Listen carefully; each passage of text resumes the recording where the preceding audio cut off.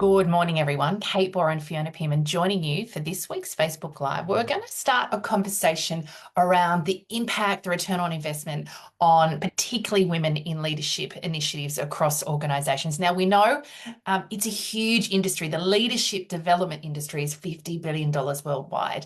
And the research shows us out there, 10% of CEOs see these investments having clear business impact, 11% of executives seeing clear, sustainable results achieved throughout this time. So we know that as an industry, this doesn't translate, the investment doesn't translate to clear business impact. And we want to talk a little bit around particularly some of the things that are going on that we see as facilitators of this work, but particularly as facilitators of this work for women in leadership programs.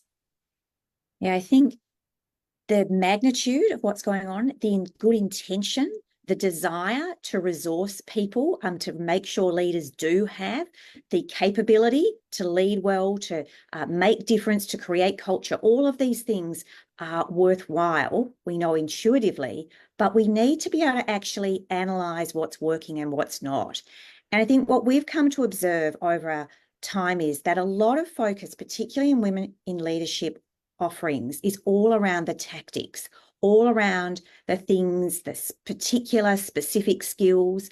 It might be, presentation skills or negotiation or, how do I speak up in meetings? It might be a very sort of specific thing. And yet, when we ask people to do that on its own, it feels really hard. We know that when we teach tactical skills, and particularly short, sharp pieces, they often exist in a vacuum. There's no awareness of what might be holding me back, of the fears that are sitting underneath, that even though I know how to speak well with others, even though I know what to do, the actual ability to do that is prevented by what's going on inside me, by the fears I have, by the self-doubt, by the worry, by the concern. And so it's not enough to just deliver tactical skills and expect people will grasp it and that they'll then feel able and willing to do that in environments where potentially they don't feel resourced or safe enough. Yeah, I think this is very much the genesis of our work over the last decade where, absolutely hands up, we were doing programs where we were, right, get clear on your career plan. What do you want to be known for? Let's get out and build your personal brand and influence in your organization. We're very much focused on the how-to, right? And every time I would circle back and check in and see how the progress they were making, there would always be this reason they haven't taken action, right? Even though they'd left a conversation with a really clear, personal brand statement or a really clear career plan and a clear action plan, it was the roadblocks. And that's when we would uncover, we need to take care of this now. We need to resource you to meet what's going on. And then you'll be able to take action. And so that's absolutely, I guess, was a key transformation piece for us around the ability for our work to have more traction in women's lives in organizations, was that recognition, and that when we resource women to have the awareness and the strategies to be able to meet those challenges, that then they quite likely already had the tactics, the skills they needed to be able to navigate through that, right? So we didn't need to invest the time, the money to train a whole bunch of things because they were actually more resourced from a skill perspective than perhaps they had the expectation that they did. And I think, in negotiation skills is a really good one, right? Particularly in our work. It's one thing to learn the tactics and the skill of negotiation. And we know from the work that we do, women don't negotiate because they're worried about looking greedy.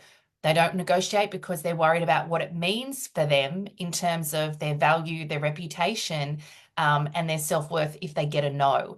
And so, to explain our point here, it's actually really leaning in and raising awareness around that is present for someone, resourcing them to shift that story and their beliefs around it, and which then means they can actually go in and have that negotiation conversation in a far more resourced way.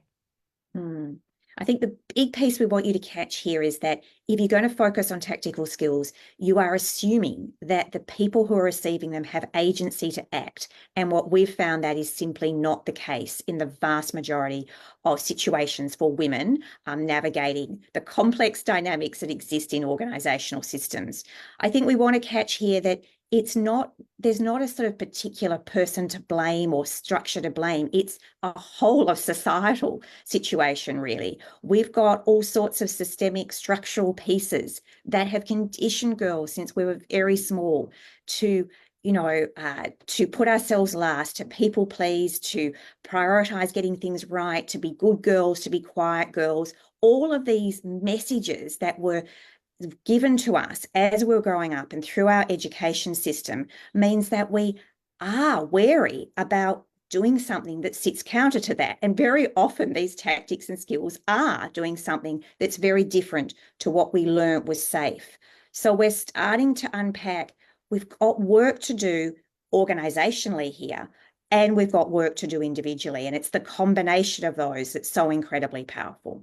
Yeah, I think we had a roundtable lunch with just, some thought leaders, colleagues in our network to talk about this around when had they experienced the most transformational leadership in their journeys. And all of them talked about awareness raising. All of them talked about it being incredibly personal. And in fact, one example where someone said, a leader had called me out and asked me a really good question around the impact of my behaviour on other people. And just that question raised my awareness.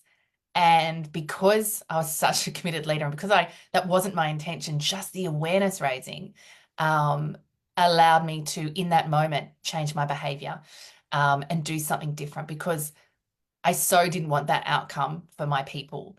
And so I think there's a lot.